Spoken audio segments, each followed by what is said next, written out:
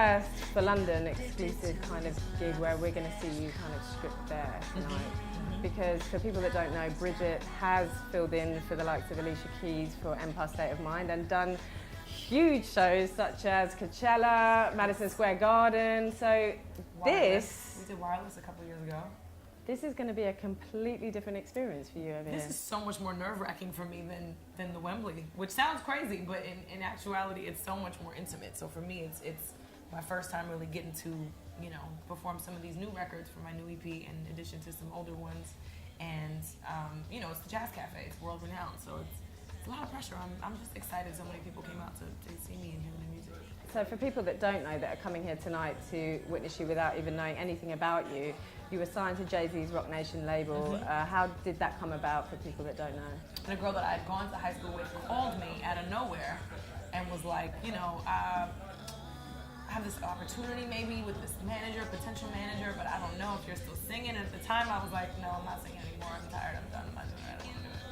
And she hounded me for about a week. So she had me meet my manager, met up with my manager. He was like, I have this great opportunity. Jay-Z's gonna start his own label again, so we should try and get some music over and blah, blah, blah, blah. Let's just put you in and start having you record and write and everywhere. The first time I ever met Jay was the most nerve-wracking moment because it was at his restaurant, Spotted Pig in New York. And Tata, who was one of his best friends and one of the A&Rs, was like, just come in for dinner and drinks. It'll be really casual, really cool. I was like, great. I walk in, and it's Jay-Z, Beyonce, Bono, and Bill Clinton. And I said, I'm not dressed for this casual dinner and drinks. I'm not ready for this moment. Like, what is going on? I literally got plastered that night because I was like, this is not real. This is not my life. And I was so nervous. Well, speaking of dreams, street dreaming. Yes. Awesome tune. Thank you. Kendrick Lamar is amazing on that track, and you guys blend so well together.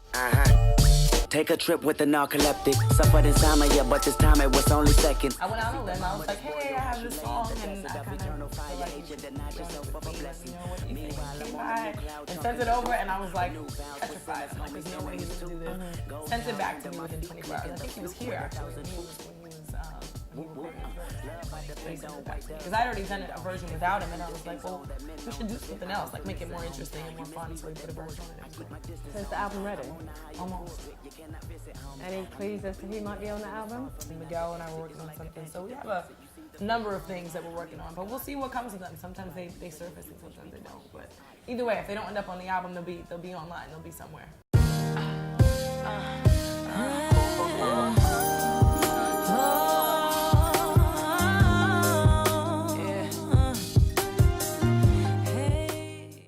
You're not getting to an interview without the mention of special delivery. Oh.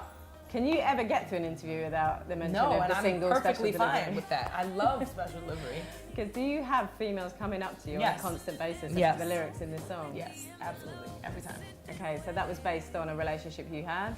I felt like it was time to talk about the demise of a relationship that had nothing to do with cheating.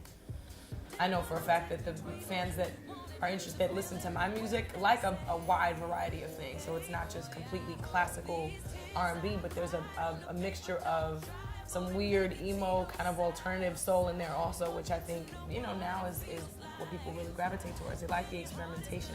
I think for the fans it represents kind of the fearlessness to just go out and make something that you think sounds good, whether it has a genre or not. And you've toured with legends from R&B such as Mary J. Blige. How was that? Was that a real lesson for you on going on tour? Life-changing. I didn't think she was going to be as sweet and gracious to me as she was. I thought it was going to be Mary comes across quite hard. Well, she's from New York, so we don't, right? it's no nonsense. So I didn't anticipate she would even have much of a conversation with me, but she definitely took me right under her wing and was super excited to have me on the tour, and really just was, gave me some sound advice. Just know who you are, stay true to who you are, don't compromise it for anybody, don't change for anybody. And it was really sweet. Now you're back in London. You're not new to London. No, I love London. What do you love about London? I love the people. I love the pace. I love the architecture. I love the little roundabouts. It's just, and the taxi cabs and the double-decker buses. The weather is not thrilling, but I can stand the weather because I'm from New York, so I get it. It's cold. But and the people, man. It's It's so culturally rich here. I love the Indian food. That's awesome. Well, we're really glad to have you back. Happy to be here. The show's gonna be great. People need to watch out for this girl because, you know, I've known for a little while. She's a day one. She's a day one rider. She's a day one rider. Yes. So good luck tonight, and we'll all be rooting for you.